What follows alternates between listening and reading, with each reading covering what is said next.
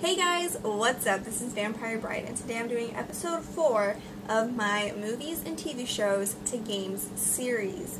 This series is super simple. I take a game that is made from either a TV show or a movie and do a review about it, seeing if it stands up to the show or movie it was made from. Let's get started.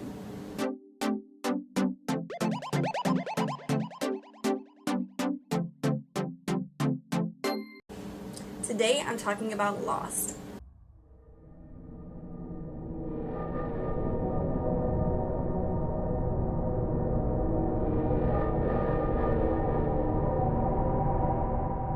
Lost was an amazing TV show that captivated many of its viewers.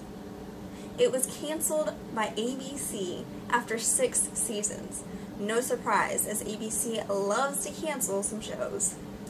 Lost is full of suspense that is all dissipated in the last season.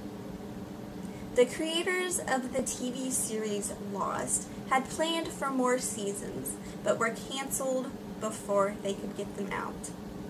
Therefore, season 6 had to be quickly wrapped up, and it is obvious with the outcome. Season 6 isn't bad, it just really doesn't stand up to the previous seasons. I'm not going to say too much about the storyline as to not spoil it for those who haven't seen it. By the way, if you haven't watched it, I would highly recommend it. Very simply put, a plane crashes on the island and you follow the lives of the survivors as they make their way around the island. Some wanting to learn the mysteries of this island, and others just wanting to go home. The character development in this show is very well done. Throughout the show, there are flashbacks showing what the characters went through and what put them on Oceanic Flight 815. You really have to pay attention while watching the show as to not miss subtle but important things that happen. All of this leaves a lot for the game Lost via Domus to stand up to. Lost via Domus. Via Domus is Latin for the way home. I was really excited to play this game when I first heard about it, as I love Lost, and because it has to do with photography. I've heard it wasn't very good, but I wanted to try for myself. For the game's plot, you play as a new character, which I think was a risky choice as the show really makes you start to care about each of the characters. This new character's name is Elliot Maslow. He lost his memory in the crash, and you have to help him find his camera and laptop to get his memory back and prove his identity and that he was on the plane. Elliot uses the camera and flashbacks throughout the game to put the pieces together while discovering the island. The flashbacks make sense as they are a big part of the show. Something's there. But the way they're done is pretty annoying. You're shown a ripped up picture and then you have to find what is in the picture while a short scene plays out. If you don't get the shot, the flashback plays over and over again, becoming annoying quite quickly. If you're playing with the Xbox 360, to use the camera, you zoom with the trigger buttons and focus with the bumpers. To take the picture, you press A, and of course you look around with the right analog stick. A lot of the sound effects that were used in the show were also used in the game. However, most of the voice actors were not able to be a part. Some characters are very well done in the making and look pretty similar to the characters they are made from. Others, not so much. The development team used actual blueprints from places that the show was filmed at to create the different places, such as the Black Rock and the bunker, to create a consistent feeling as with the show. Also, things such as having to enter the numbers into a computer, or having to run from the black smoke or stay away from the sonic pulse fits. All of these create consistency between the show and the game. They really take you to the island, improving your gaming experience. But if you want to play the game and haven't watched the show, the game will not spoil it for you.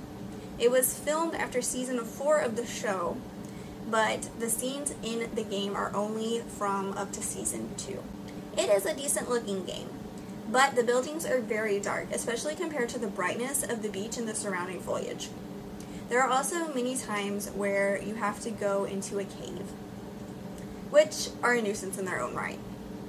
In these caves, you have to light a torch which you can get from trading water bottles, mangoes, coconuts, things you find around the island with the characters of Lost. It is very easy to get lost in the first cave, even though most of the game is linear and not at all open world, as even with the torch, the game is very dark. In the other structures, you can use a lantern to light your way.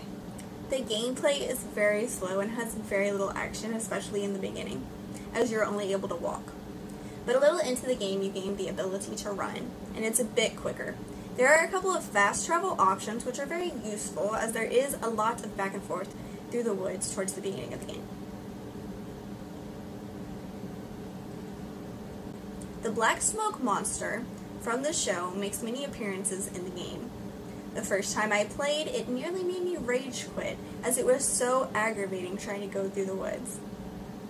You have to hide in groups of trees to get away from the smoke monster and wait for him to pass, just for him to come back a minute later. It takes forever to get through the woods. There are also times where you have to run from it, jumping and sliding over obstacles in your way. You have to find certain characters to talk to in order to find out what you're supposed to be doing next. There is no map that you can use, and they are not always in the same spot, so this can be a little bit aggravating. There are dialogue options, but they do not change the story at all. The only difference it makes is how much information you will learn if you speak to the right character at the right time. You cannot skip the cutscenes, so when you die you have to watch the cutscene over or rewatch the recap of previously on Lost. Of course, you can fix this problem by, not dying over and over again. However, when you do die, the game goes to the game over screen, which also shows your cause of death, which is pretty cool. There's an IQ test that you can do, which is really pointless to the story, but I guess it adds an interesting addition to the game. However, there are these fuse puzzles placed throughout the game that really suck. In each structure you go through, you find these puzzles. You have to walk around the structures collecting fuses to use in the puzzle. You place them in this puzzle to reroute current till you get to the right amount needed to solve the puzzle. It wouldn't be so bad if there was just one or two of them, but they're all throughout the game and they are not fun. The ending of this game is hella confusing. There is little to no replayability in this short 5.5 hour game, making the $60 price tag it was released at really steep. The story is its one and only strong suit, even though the ending makes no sense.